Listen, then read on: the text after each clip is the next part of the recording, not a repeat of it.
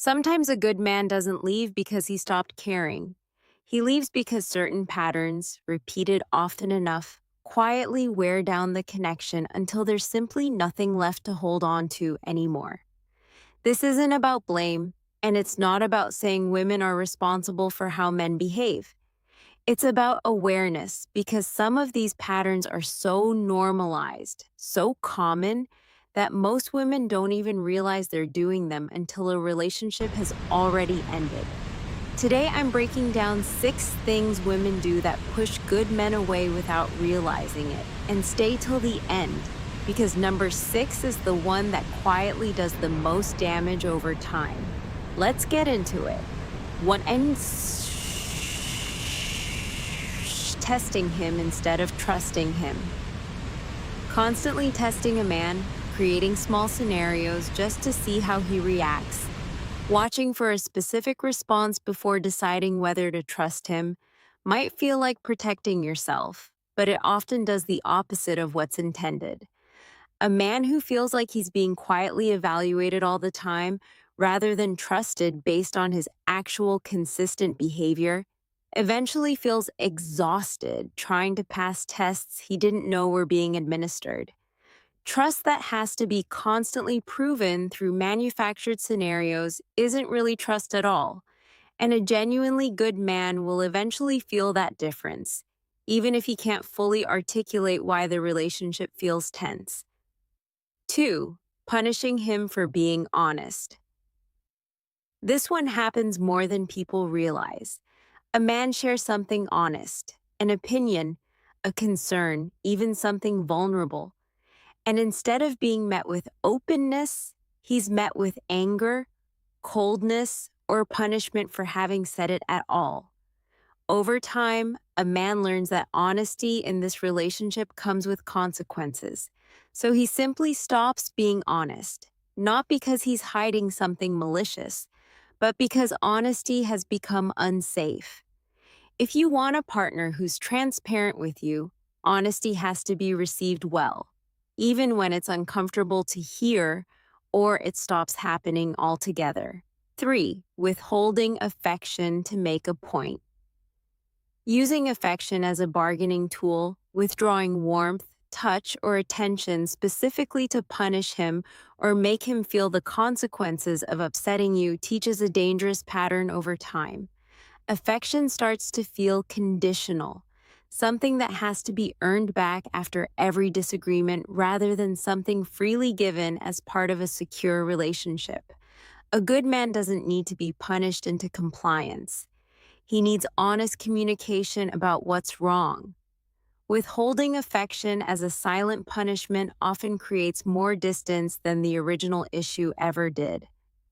4. Comparing him to other men.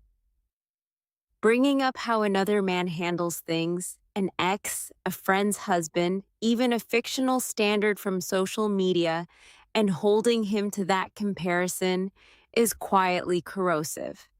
Even when it's not meant maliciously, comparison communicates that he's being measured against someone he can never fully compete with, because comparison always leaves room for someone, somewhere, to seem better in some specific way. A man who feels constantly compared eventually stops feeling chosen for who he actually is, and that feeling is hard to recover from once it takes root. 5. Expecting him to read your mind. This is incredibly common, and it creates ongoing frustration on both sides.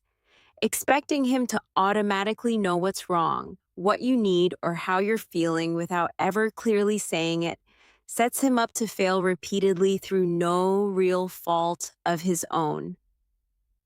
When he inevitably misses what you needed because he genuinely didn't know, frustration builds, resentment grows, and he starts to feel like he can never get it right no matter what he does. Clear communication isn't unromantic. It's actually what makes a relationship function, because most men aren't naturally wired to intuit unspoken expectations, and holding that against him repeatedly wears down the relationship over time. 6. Making him feel like he's never enough. And here's the one that quietly does the most damage of all: a steady undercurrent of criticism, subtle or otherwise, constantly pointing out what he's not doing right, comparing his current effort to some higher standard he can never quite reach, slowly convinces a man that nothing he does will ever be sufficient. Even genuinely good men eventually stop trying when trying repeatedly gets met with more criticism instead of acknowledgement. A relationship needs to feel like a place where effort is recognized, not just a place where shortcomings are cataloged. When a man feels perpetually not enough, he doesn't usually fight harder to prove himself. He quietly starts to give up. Closing. So let's recap: testing him instead of trusting him, punishing him for being honest, withholding affection to make a point, comparing him to other men, expecting him to read your mind, and making him feel like he's never enough, no matter how much he tries. None of this means you're a bad partner, and it definitely doesn't mean you're solely responsible if a relationship ends. It means these are common, learnable patterns, often inherited from past hurt or past relationships, that can genuinely be unlearned with awareness and intention. A good man doesn't need perfection from you. He needs honesty, trust, and to feel like his effort actually matters. If this gave you something to reflect on, drop a like, subscribe for more relationship content every week, and let me know in the comments which one of these was hardest to hear. See you in the next video.